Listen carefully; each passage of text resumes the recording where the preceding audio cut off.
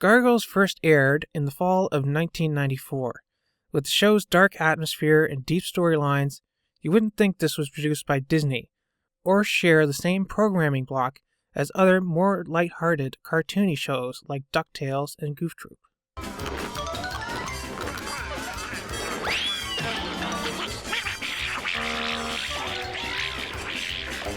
Aside from its fantastic music, great writing, and excellent animation, what really made the series shine was its amazing array of awesome voice actors. Keith David, aka the man with the sexiest voice alive, plays Goliath, leader of the Gargoyles clan. Do not wait or look for this catastrophe.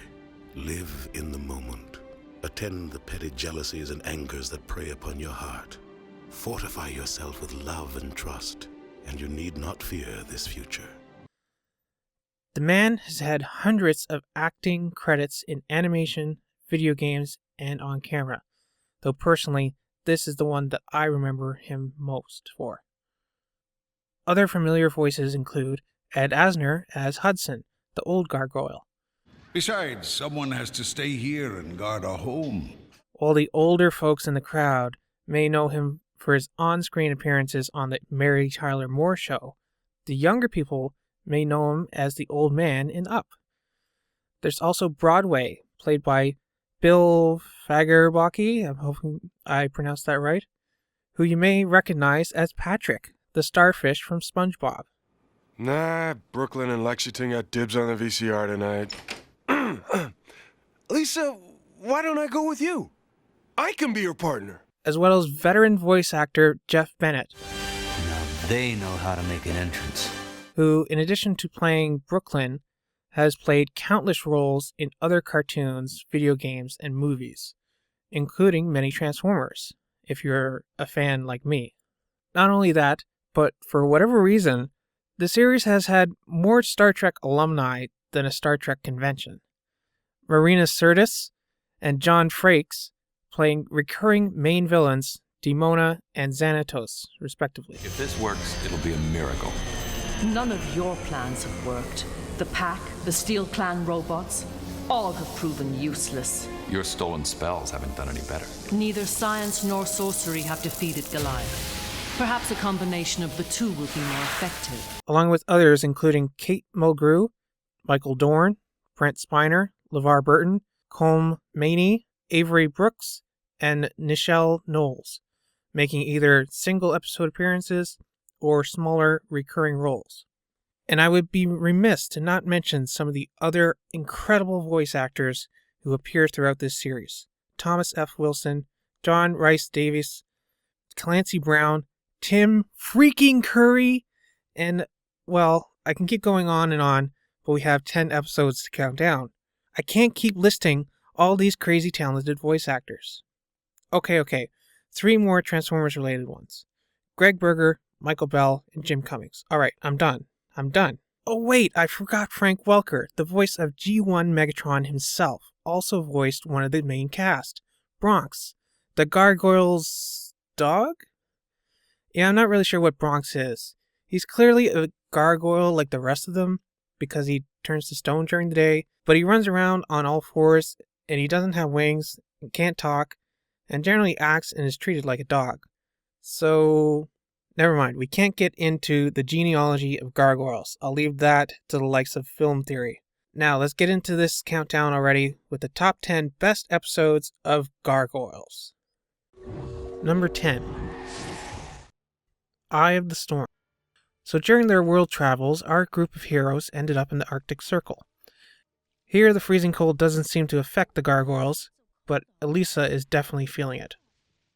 They quickly come across a strange man. Welcome to Norway. Played by William Morgan Shepherd. Another lovely specimen of womanhood. Who, in addition to being another Star Trek alum, also played Captain Witwicky in the 2007 Transformers movie.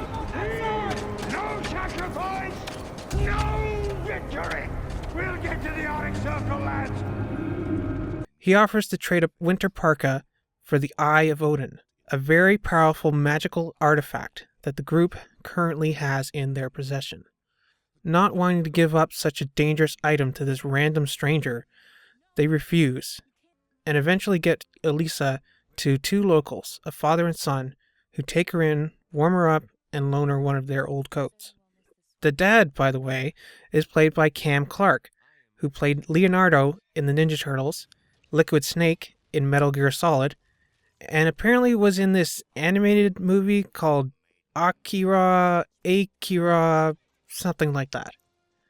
Anyways, they eventually find out that this random guy is actually Odin himself. Unfortunately, no Thor or Loki in this episode, though. Odin obviously wants his eye back and kidnaps Elisa to try and make a trade for it. Goliath, not seeing any other choice, dons the Eye of Odin and transforms into Super Goliath.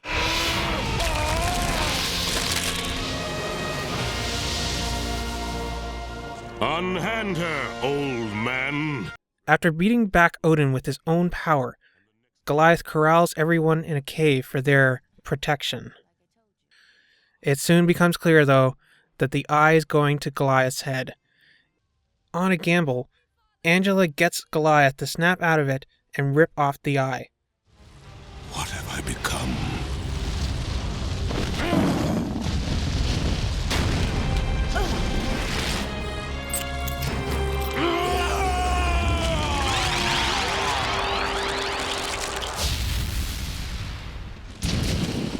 Odin, having retrieved his eye, is thankful, and both he and Goliath are a little humbled by the whole experience. It seems I am out of practice dealing directly with mortals. I owe you an apology as well. It seems I am unaccustomed to dealing with a god, or being one. Then we have all gained rare enlightenment this night. The Eye's standard gift. The episode ends with Odin galloping home on the Rainbow Bridge, and our group continuing their world cruise.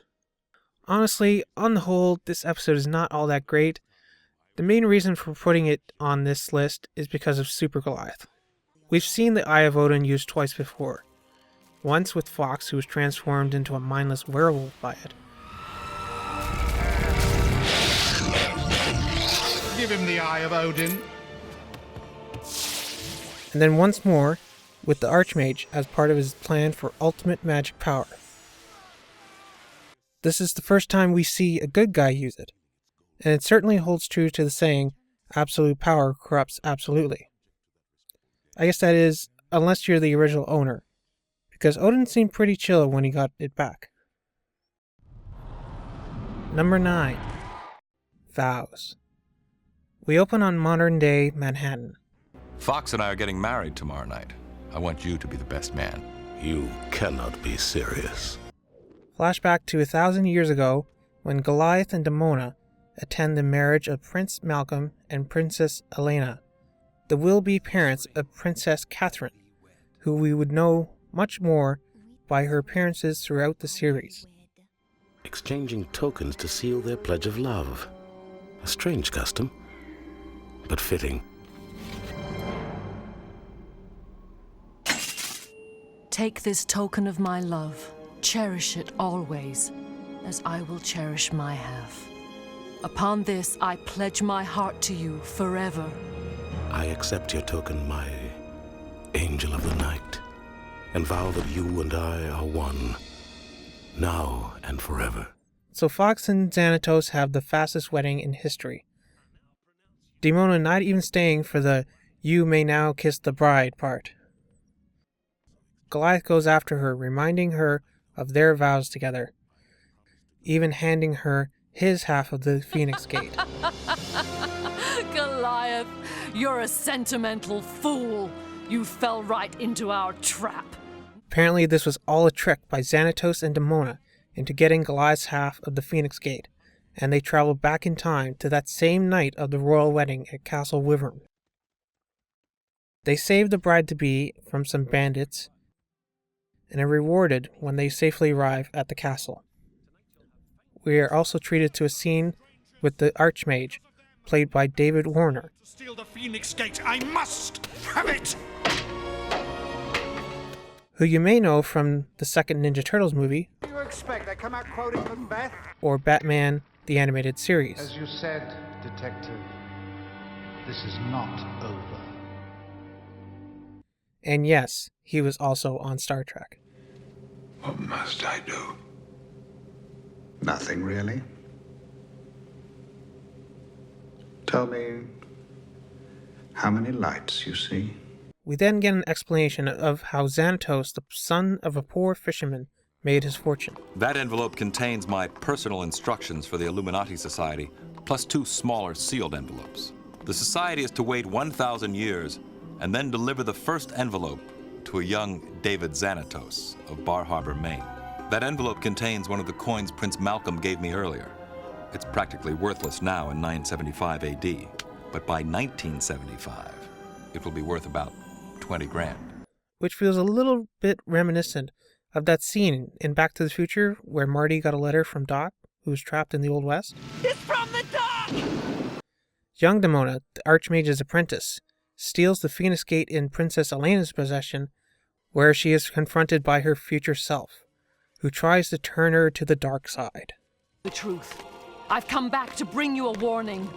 This is your future. See the destruction. The death of our kind surrounds us. Your one true love is frozen in stone at night. The humans did this, and you can stop it. Do not give it to the Archmage. Do not share it with... Do not share it.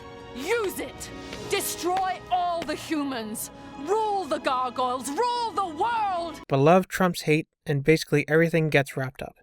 The time travelers go back to the future, and unfortunately, it seems time is immutable. You may have prevented me from altering the past, but you failed too. You see, I have clear memories of your little inspirational about keeping my vows of love. I never forgot it.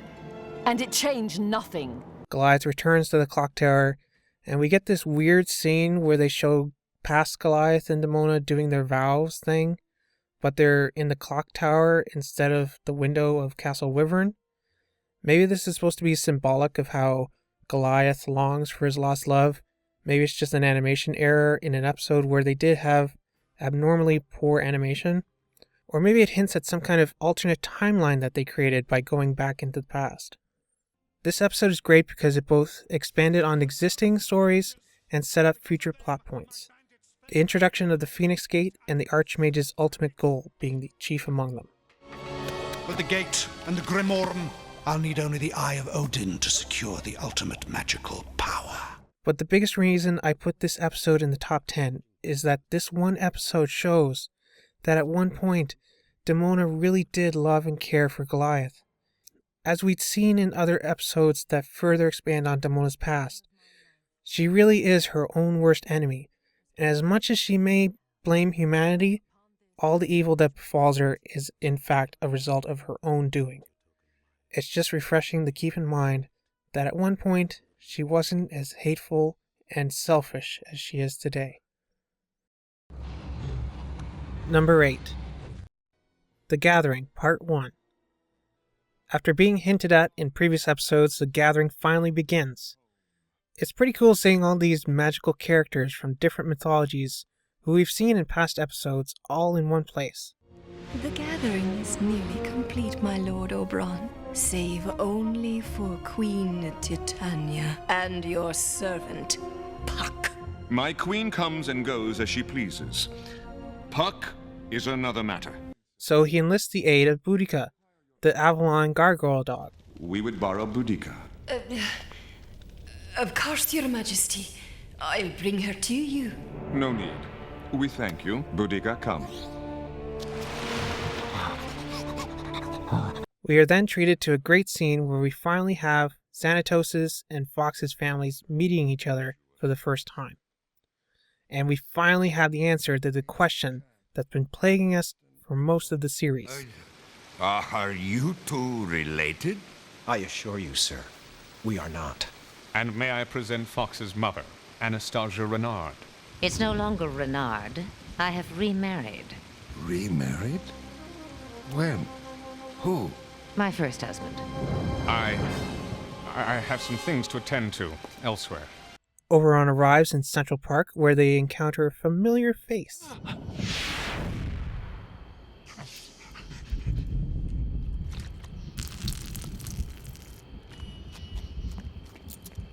Back at the castle, everybody is awing over the new baby.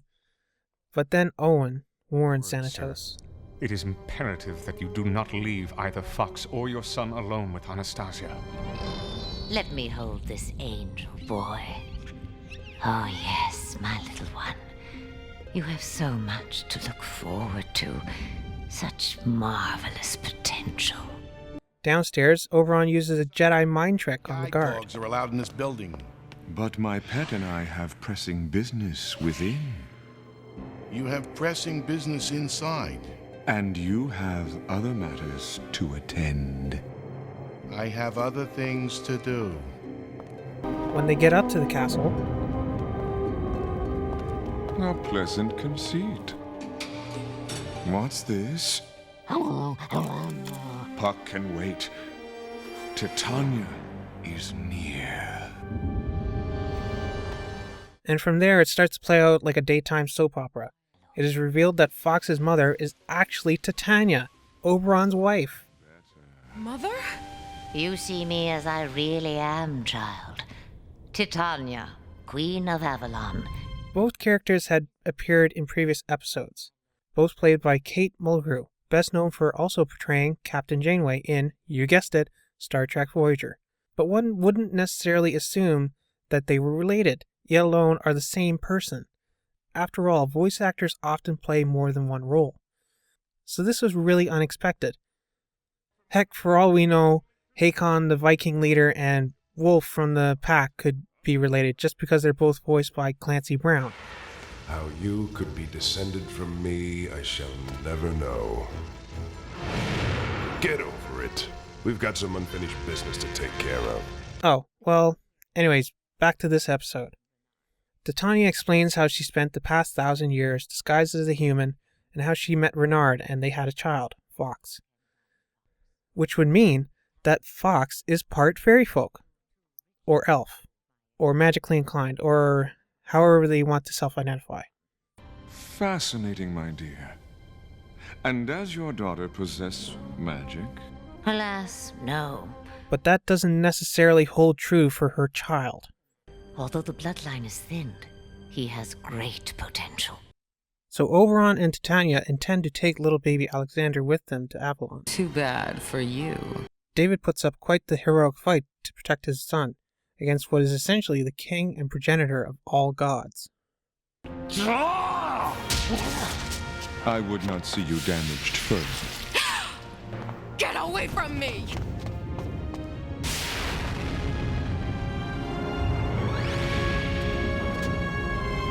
We are then taken to the clock tower for a heartfelt reunion of our heroes. All right, you great beast. Enough! I'm glad to see you too. I can't believe you're finally home! Welcome back. The boys then proceed to pine over the new gargoyle girl. And these are for you. Or, at least what's left of them. Well, I didn't know she was coming. I think I'm gonna like it here.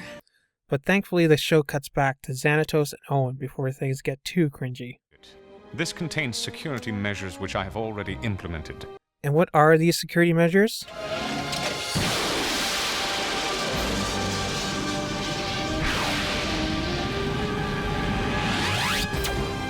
A giant force field surrounding Xanatos' building. And with Oberon trapped outside, he's pretty mad. The episode ends with him putting every human in the city to sleep except for those protected inside the force field, and Oberon growing as tall as the building itself. I was torn whether to include this episode or part 2. I feel like there's an even greater revelation in part 2 that recontextualizes the entire series up to this point, but I chose this one for the amazing character moment by Xanatos. I feel like this is when Xanatos started to change, at least in my eye, from mysterious megalomaniac mastermind to benign benefactor. I also love how the whole Anastasia Titania thing was hinted at, but the dots never connected until this episode. Number 7. Grief. In Egypt, the pack under the employ of Xanatos are working on a magic ritual that will give one the powers of Anubis, the Egyptian god of death. We've done our jobs, Emir. You'd better have done yours. Xanatos won't be happy if this project doesn't... Xanatos isn't here, Coyote. I am. Besides, he will not be disappointed. And of course, who shows up to spoil their fun? Our world travelers. Truth be told, this is a pretty run-of-the-mill episode. You can pretty much guess what happens from here. But there are a few things that elevate this episode to be one of the more memorable ones in the series. First and foremost, the special guest actors in this. The Emir is played by Tony Shalhoub, who you'll know from his many on-camera roles, from Men in Black to Galaxy Quest to Monk. I adjure and compel you. Come forth from your dark domain, Jackal God, Keeper of the Dead. Come forth to do our bidding. But the greatest surprise in this episode was the actor who played Anubis. Hear me, Guardian of the Gate. I demand a favor. I grant but one boon, mortal, and it will be given to you as it is given to everyone when your time has come. Yes, that's right. The legendary Tony J, Megabyte himself. Well, how convenient. It seems I won't be needing you after all, Bob. Well, shave my chest and call me Baldy. Dingo's gonna be sorry he missed this. Probably the one man whose voice is even sexier than Keith David's. You took from me my only son, Anubis, 2 years ago in a pointless car accident. Death is always pointless. That is the point. Don't toy with me, Jackal God. I want my son back. I will make you give him back. Cutting to the chase, the Emir begins the ritual, but Jackal shoves him out of the way so that he can become the avatar of Anubis.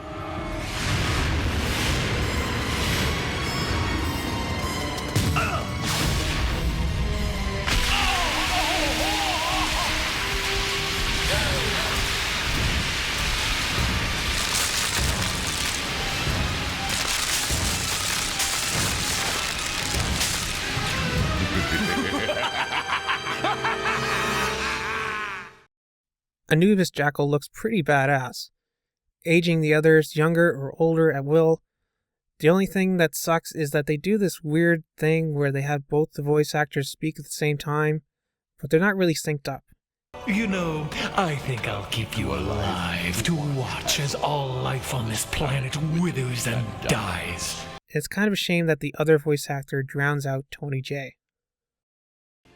Eventually, the Emir grows a conscience and takes the power of Anubis from Jackal.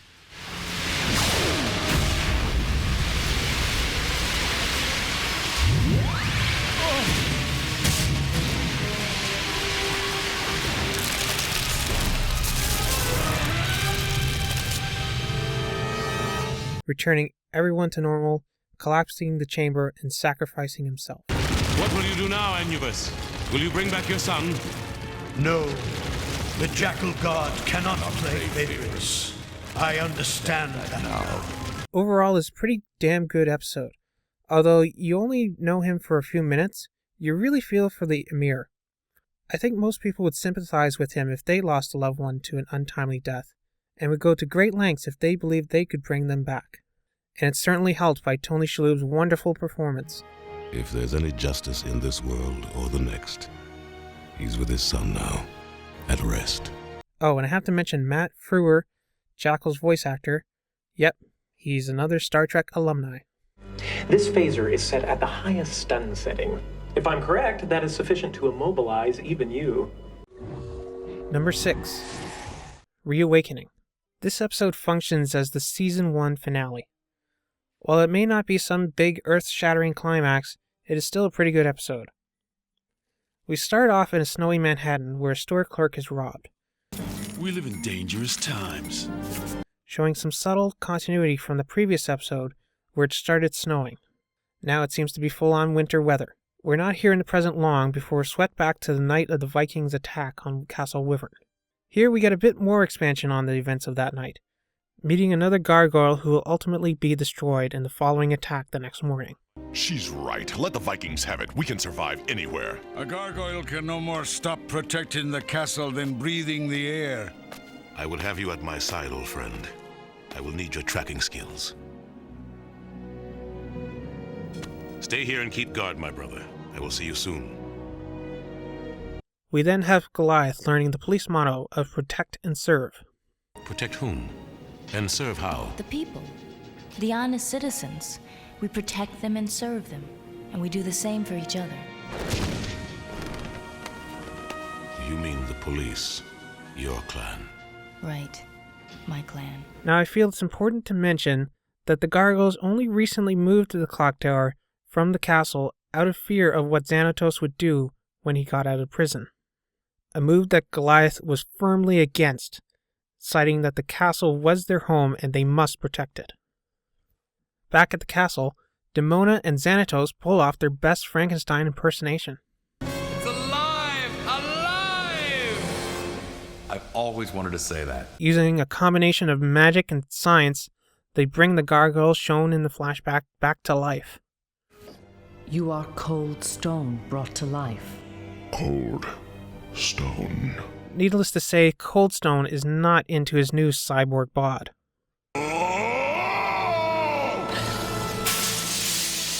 Meanwhile, Elisa and her new partner, Matt Bluestone, are out on patrol.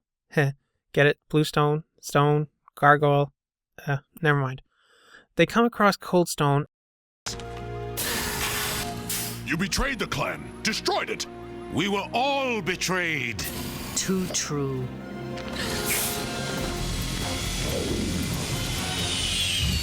And after fighting and talking, they agree to meet on a nearby bridge to finish the battle. In the battle at the bridge, Brooklyn goes after Demona. Got any spells to save you now? Referencing Brooklyn's character episode where Demona tricked him, during the fight we also have Xanatos unmasked, so that now the Gargoyles know that the red robot is actually him in a very Iron Man-esque suit. Then Goliath and Coldstone go careening off the bridge and into the icy water. Remembering Hudson's lesson, a gargoyle can no more stop protecting the castle than breathing the air. Coldstone saves Goliath from drowning and then again from Demona. Enough of this. Taking her laser blast and sinking into the icy water, never to be seen again. Or for when the writers decide to use the character again, not unlike Skyfire in the original G1 Transformers cartoon. The episode ends with Goliath coming to the realization and pronouncing, This island, Manhattan, this is our castle. From this day forward, we protect all who live here, human and gargoyle alike. I always liked Coldstone as a kid, and while this isn't the best episode that he's in, it's a great introduction. And this episode being the season finale would be pretty weak if it wasn't for Goliath's character development and renewed sense of purpose and mission to not only protect the place where they sleep, but the whole city and its citizens. Oh, and I can't forget to mention that this episode features two more familiar recurring voices. One of Thomas F. Wilson, who played both Elisa's partner, Matt Bluestone, and the robber from the beginning and the end of the episode. Call the cops so I can turn myself in. What? Why? 'Cause 6 monsters just told me to. Who you'll recognize as Biff from Back to the Future. What are you looking at, butthead? And of course, another member of Starfleet, Worf, Michael Dorn, who played Coldstone. Very exciting. I'm talking to the wrong crowd. Number 5. Deadly Force. Now this one is pretty controversial. The episode starts off with a bunch of thugs stealing an arms shipment belonging to Xanatos. Elisa is sure it was a gangster by the name of Dracon, not related to Lord Dracon from the recent Power Rangers Shattered Grid comics. But I digress. Elisa goes to confront this Dracon guy, but gets nowhere. Something on your mind, honey? I have a few questions for you concerning that arms shipment hijacking. Hijacking? Sorry, Detective, you got the wrong guy. I'm just a businessman. I assume you've got an alibi then. I was with these guys. We were out doing the town. Meanwhile, Broadway has been watching his new favorite film, an old Western movie.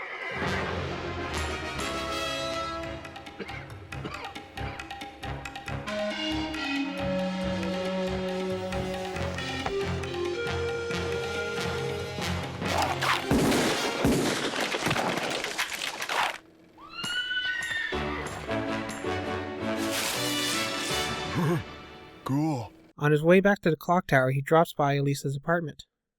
At Elisa's apartment, he finds her service pistol, and without her knowledge or consent, proceeds to play with it. When the gun accidentally goes off.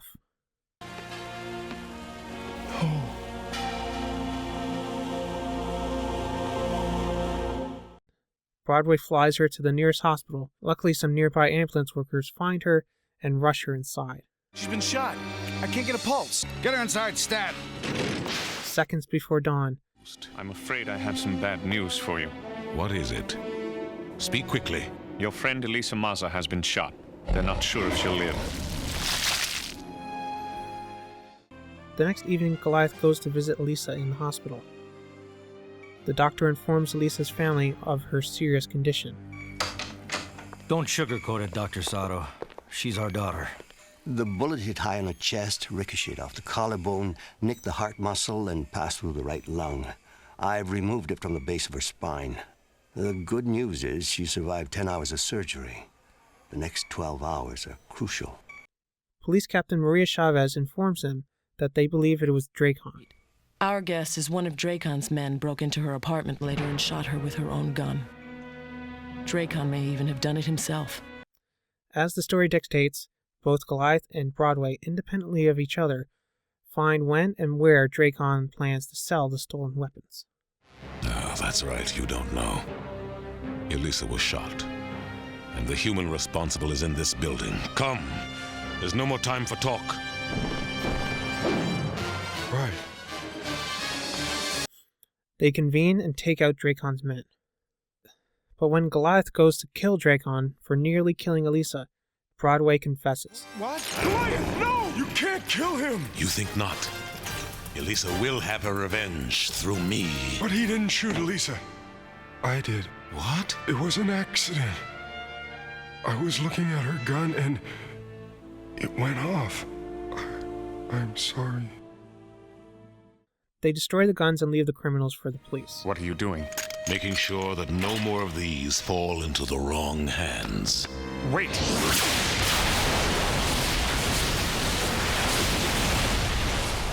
Mr. Xanatos isn't going to like this. Broadway's all too relieved to find out Elisa is not dead. We have a sick friend to visit. You mean Elisa isn't dead? And the episode ends with the two visiting Elisa, who is now awake in the hospital. Hi, guys. Elisa, it was all my fault. I was playing with your gun and it went off. I'll never touch a gun again. I should have been a lot more careful about where I left it. We both made mistakes. Yeah, but you nearly paid for those mistakes with your life. Then let's not repeat them. This episode is obviously pretty controversial for showing the very real and all too common consequences of romanticizing guns. Showing blood and someone actually getting shot? That's not something you'd expect in a Disney cartoon, and pretty graphic for any cartoon like this at the time. Unlike Lexington's character episode where he's given a hatred for the pack, and Brooklyn's hatred for Demona, in this, Broadway is given a hatred for guns. Anytime in the future where he gets his hands on a gun, he crushes it, giving a little more character development than just being the fat one.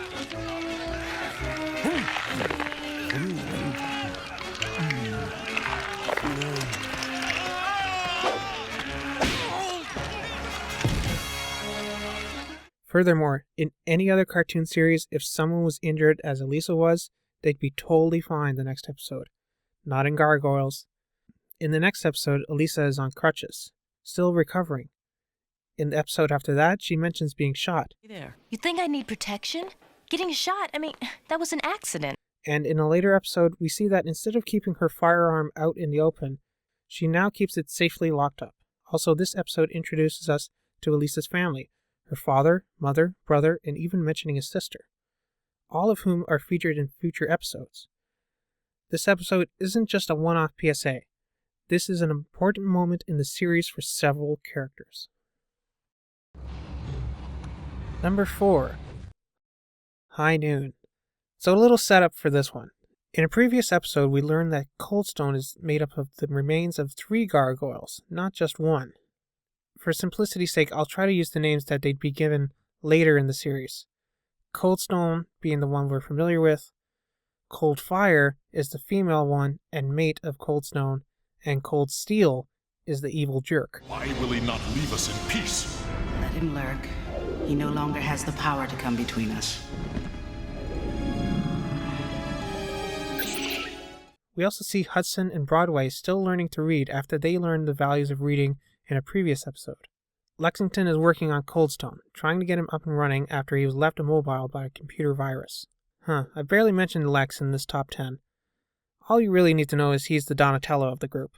That morning as Elisa is leaving work to go home, she comes across a policewoman she hasn't seen before, escorting a criminal into the police station. You know that badge? She looks familiar. When she confronts them, it turns out it's Macbeth, an immortal former king of Scotland and recurring villain of the Gargoyles, along with Demona in her human form, which the good guys don't actually know about just yet. It's been established before that Demona and Macbeth hate each other, maybe more than they hate the Gargoyles, so it's a little weird to see them working together. They knock out Elisa and make off with Coldstone. At Macbeth's castle, the two villains bicker as Demona waits for sunset. It begins.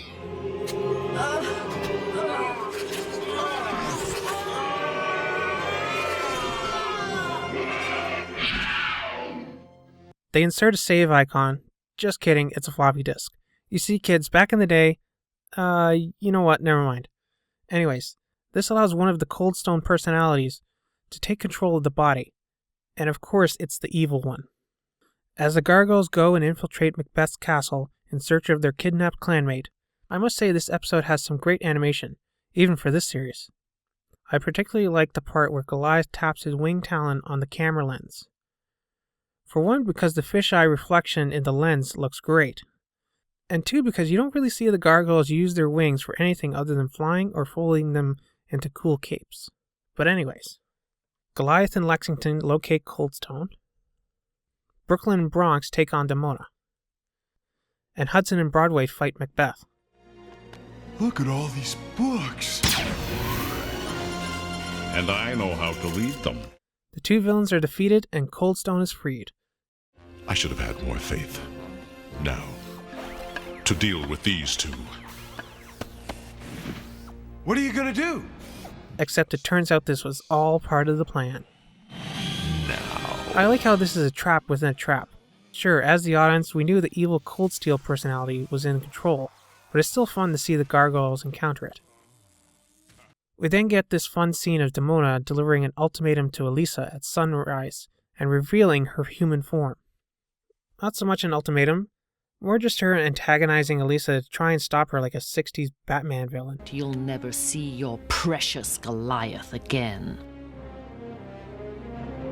Where is he? In Central Park, Demona, Macbeth, and Coldstone, along with the chained-up stone gargoyles, are just standing out in the middle of the open, with passerbys not even paying attention to them.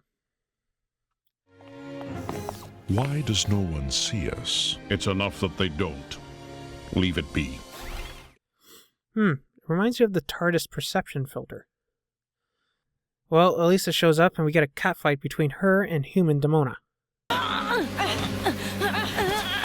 Well, this is diverting. You don't know the half of it. Inside his mind, Coldstone, the good one, decides that it's time to do something. It is the Gargoyle way. Are you all right? Just give me a moment to access my memory banks. It seems your allegiance has shifted.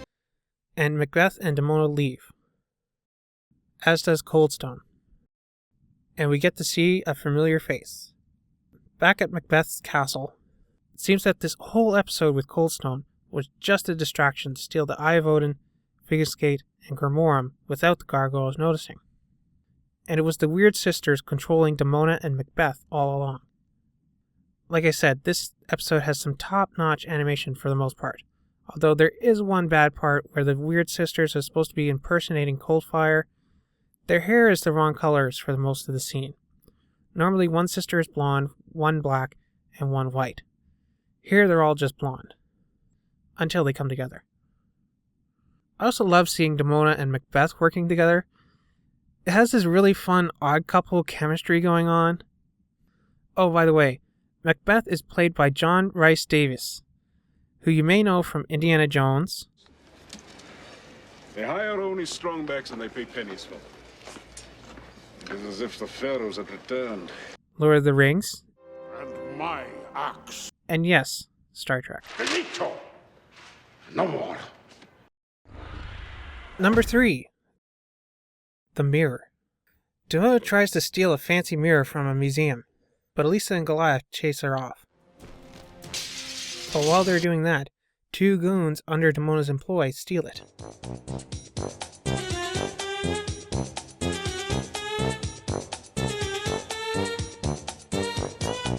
Demona uses a magic spell to call forth an elf boy, Puck, a magical trickster. Cum aescirat argentum, et aurum involare. Postea Puck ad speculum, Titania penetrare.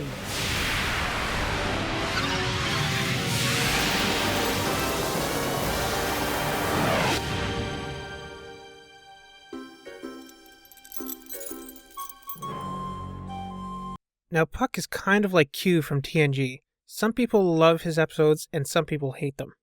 And like Q, Puck's actor is from TNG, Brent Spiner, aka Data. Personally, I love Puck, as you may have guessed by the placement of this episode so high on the list. Anyways, Puck is forced to obey Demona. Well, let's just get this over with, shall we? How can I be of service? Huh? Out with it, I haven't got all night. You've got all millennium if I choose. I'm too vulnerable during the day. I don't want to turn to stone anymore.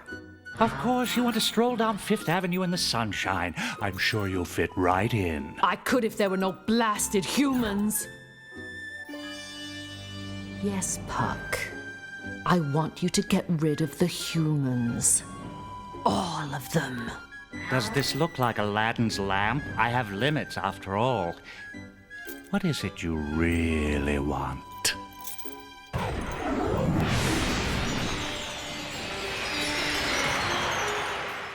Aw, it's kind of cute that Demona apparently still loves Goliath. You're still carrying a torch. Well, if that's what you want, I can make him love you again. Piece of cake. Given your charming personality. That's it. That's what I want. If you cannot get rid of all the humans, then at least rid me of that human. Elisa Maza. And we get the first of many transformations. Elisa is turned into her scale Sona. Elisa!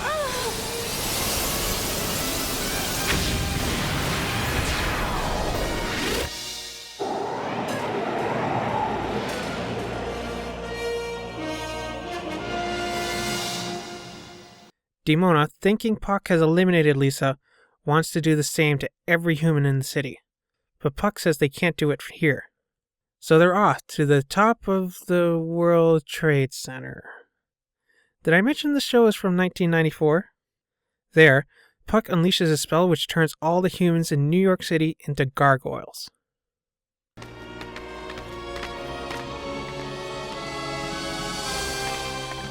It's too weird. Kind of fun, but weird. Needless to say, Demona isn't happy with Puck playing her for a fool. Change the gargoyles to humans. And so he does, just as Goliath flies off a rooftop. See? It's easy.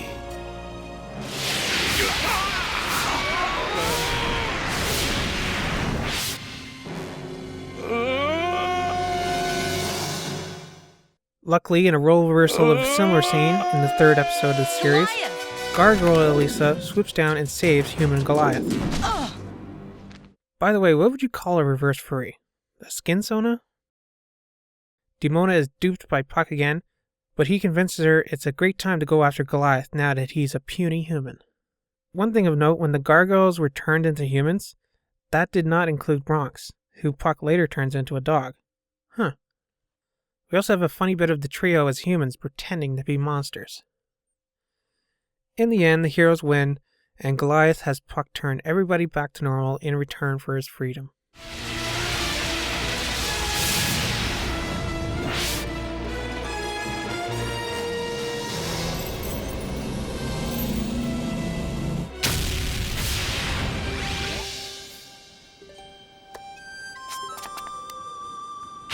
Then the Gargoyles will I mend.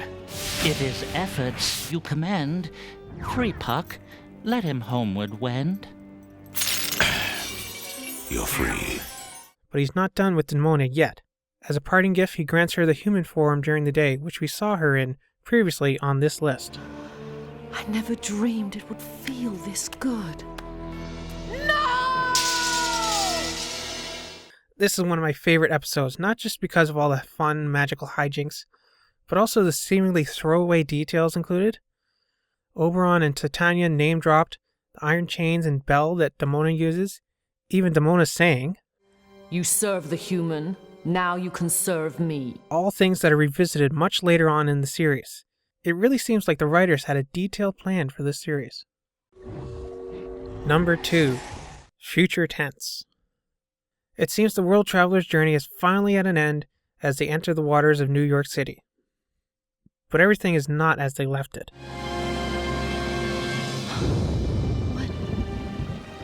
What's happened? Angela and Elisa are captured by Xanatos robots, and Goliath and Bronx are rescued by an older-looking Matt Bluestone and Claw. Claw, he's what's referred to in the series as a mutate, a human who was turned into a gargoyle-like creature by Dr. Zavarius, played by Tim Curry, who unfortunately does not appear in this top 10. We then get to see the dystopian future city-state of Xanatopia. Clone troopers marching the streets, and normal impoverished citizens, homeless and scavenging for scraps. At their secret resistance base, Goliath learns the harsh truth of what happened over 40 years ago. The first hero of the Resistance. He died fighting Xanatos' breakaway from the U.S. 32 years ago. Hudson. Dead? None of us have seen Xanatos in person since. Welcome back, Goliath. I've been waiting a long time for this. What was that all about? He abandoned us 40 years ago. Without you, we were no match for Xanatos. Don't yell at him, Brooklyn. He's back now. That's all that matters. Broadway. I knew you'd come back. Others doubted, but I never lost faith.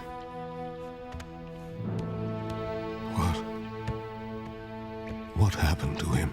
Broadway, Talon, Maggie, and Coldstone battled Severius and the Ultra Pack to save the last free humans from being turned into mutates. Broadway was the lucky one. We get a peek at all-grown-up Alex Xanatos fighting his dad in cyberspace, in what looks like almost some kind of crazy anime. On screen now!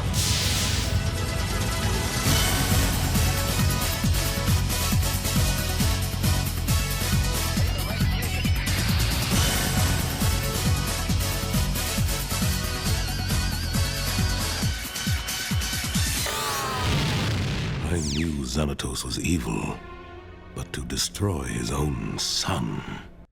So the heroes decide to assault Xanatos' tower in one final stand, but their attack on Xanatos' forces comes at a heavy price.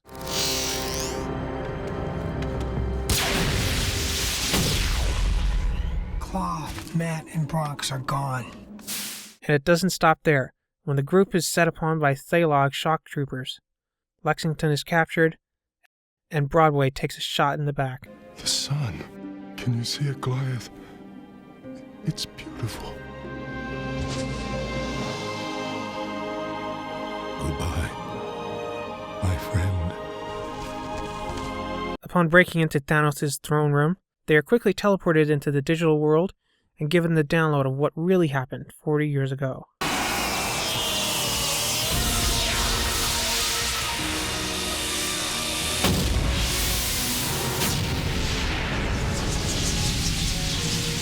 Your body was destroyed. Sad but true.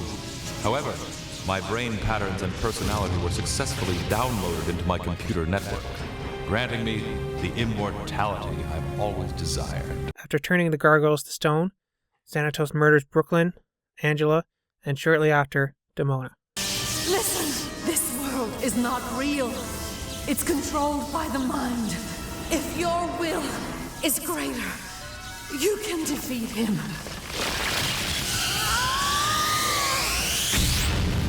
Goliath, still stone, attacks Xanatos, at which point Xanatos turns into a deadly Beyblade, grinding off Goliath's arms and eventually turning him to just dust and a head. But Goliath realizes that he is the one, and goes all Neo on Xanatos. It won't work.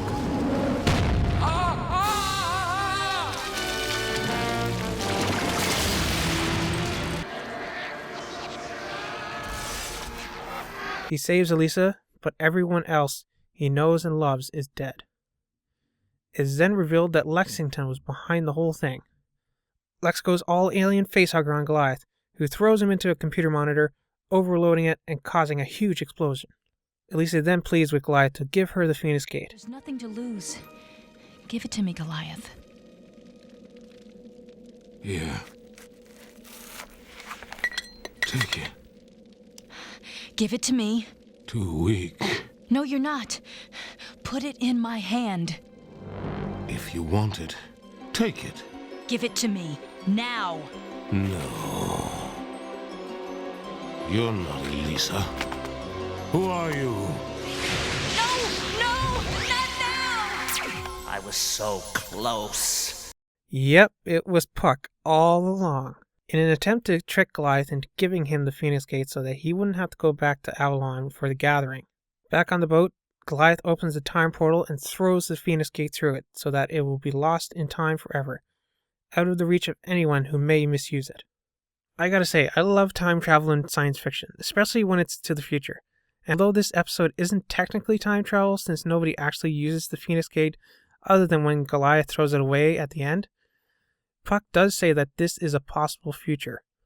Even if this isn't real, it is still a little sad to see and hear about all the beloved characters who die in this dark future. Not many children's cartoons would pull off a Transformers the movie and have an episode where they kill off all these characters you know and love over the past 2 seasons. Even if it is all LOL, just kidding. I also love the redesigned Xanatos robots. They're bulkier and they have cool Xanatos goatees. Number 1. Awakening, Part 1. The first episode of the series.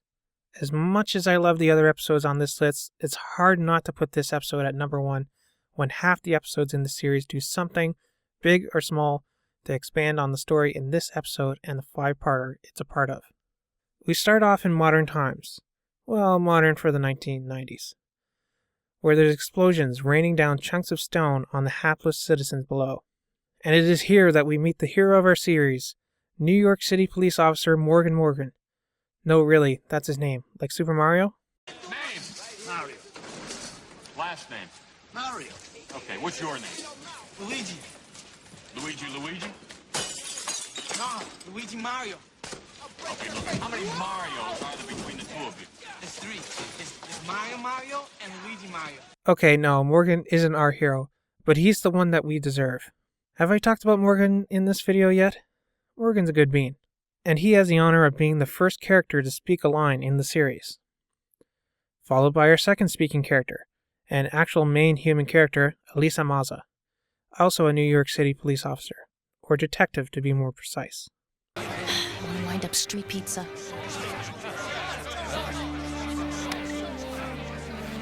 Claw marks? What could be strong enough to leave claw marks in solid stone? 1,000 years ago, Scotland. Castle Wyvern is under attack by Hakon and his band of Vikings. This is crazy, and Hakon knows it. No, my friend. That's not crazy. Questioning my sanity when I'm in earshot. That's crazy. As the sun sets, it looks like they have won, until...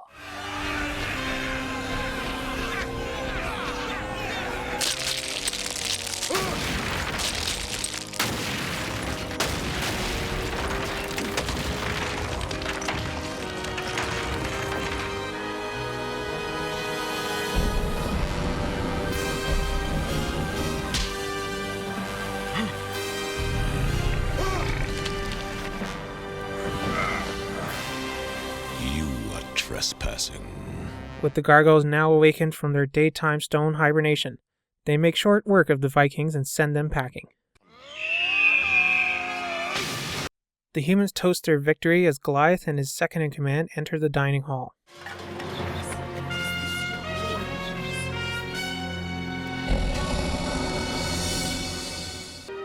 Goliath, we named you well, it seems. You are as good a soldier as the Philistine giant who fought David. You do well to remember, Captain, that the biblical Goliath was also a bully and a savage. While the captain of the guard only wants to give credit to Goliath and his clan, the princess and the magus and the rest of the humans do not show gratitude to their gargoyle saviors. We then see a mysterious cloaked figure ride from the castle to the Vikings' camp to strike a deal.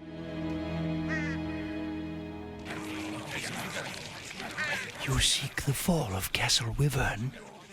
What of it? Perhaps a bargain can be made. I'm listening. Later that night, the captain and the one who we would later know as Demona suggest they have all the gargoyles go and scare the Vikings away for good, but Goliath doesn't want to leave the castle unprotected. In the courtyard, the trio are playing with Bronx when a young boy named Tom tries to make friends with them. His mother lashes out at the gargoyles, causing a scene and drawing the ire of Goliath. You three, down to the rookery until I return. I'll deal with you then. And take him with you. When Hudson and Goliath go to chase off the Vikings for good,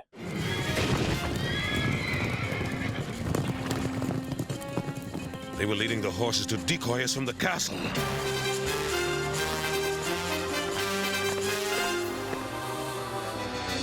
We're too late.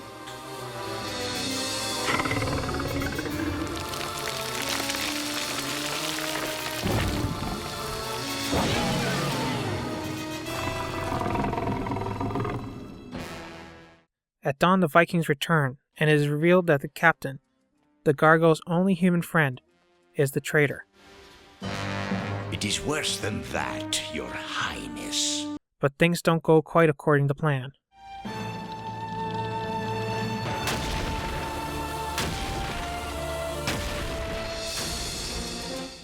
Upon nightfall, Goliath returns to Castle Wyvern to find his entire clan smashed to bits.